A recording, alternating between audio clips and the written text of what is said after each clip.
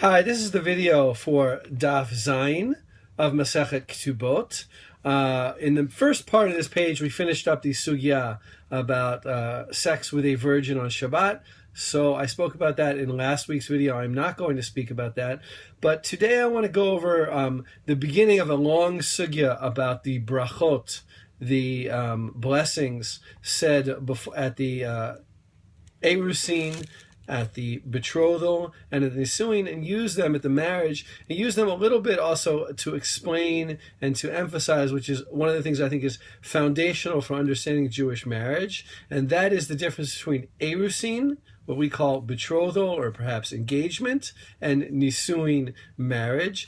This issue comes up quite a bit throughout the Masechet, and sometimes I feel that if we don't explain it well enough, there are a lot of small points here and there that we just don't get well enough. So in the beginning of the sugya, which appears in the end of Zayin Amud Bet, we have Tanu Rabbanan, the rabbis taught, Mevarchin Birkat Chatanim Beveit Chatanim.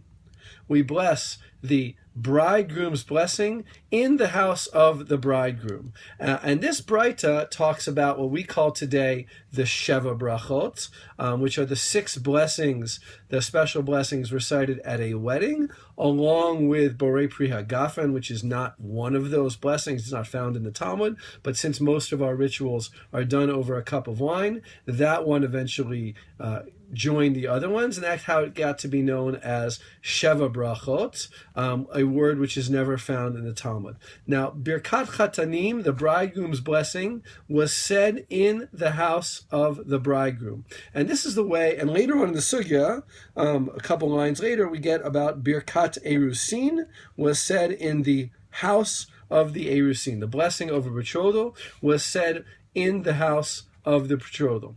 And we can kind of see here those 2 stages and really how they worked out in reality. Erusin was the formal engagement. It is when the husband would say to the wife, Hare at mekudeshet li b'tabad zo kedat Yisrael, Moshe Yisrael. He wouldn't say b'tabad zo, he didn't have rings back then. Behold, you are betrothed to me with whatever the item I'm giving you, as is the law of Moses and Israel. From that point on, the couple is considered to be legally betrothed. If he were to decide to divorce her, it would require a get, a full divorce document. If she were to commit adultery, that would to sleep with another man, that would count as adultery. It's basically a full union between the two of them, except they can't yet live together. They are not supposed to be having sexual relations yet. That's why the bracha says, Asar lanu et arusot. God prohibited men from having relations with their betrothed wives. Now that stage would take place, assumedly under normal circumstances, in the house of the father of the bride. Right? And the woman, the wife, would stay in her father's home as an arusa, as a betrothed woman. The period of betrothal would last for an indeterminate number of months, up to around a year. Sounds like normal, but it could last actually much longer. But again, I want to emphasize that at that moment, the contract basically has been sealed, and there is really no turning back without a full divorce. Now, what really was nisuin? What really was marriage? Today we're usually thinking of a chuppah, of a symbolic canopy, and it's very hard to understand exactly in the Talmud what a chuppah really was, but it certainly wasn't the bridal canopy that we're used to seeing today.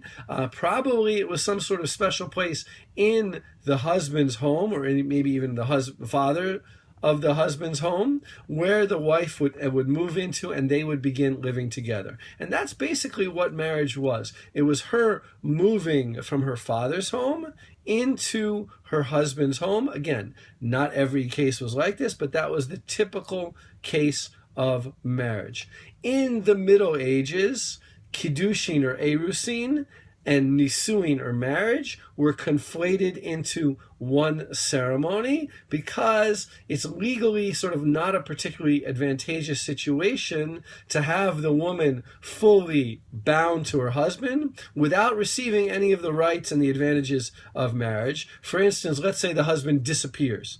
he goes off to war. He disappears during this time period. She is now an aguna, a chained woman, because she can't find her husband. There are only complications that really can come from this, and therefore, eventually, by the Middle Ages, the rabbis conflated the kiddushin and the nisuin into one ceremony, which is how we do it today, usually broken by some speeches and by a ketubah signing in, or a ketubah giving in the middle of the two. If you want to read an interesting analysis of the 2 cups of wine, you could look at my book, Reconstructing the Talmud. There's a chapter written by Rabbi Ethan Tucker where he talks about the 2 cups of wine used, one at Erusin and one at Nisuin. So that's an interesting side note. I hope you will all look it up in the book.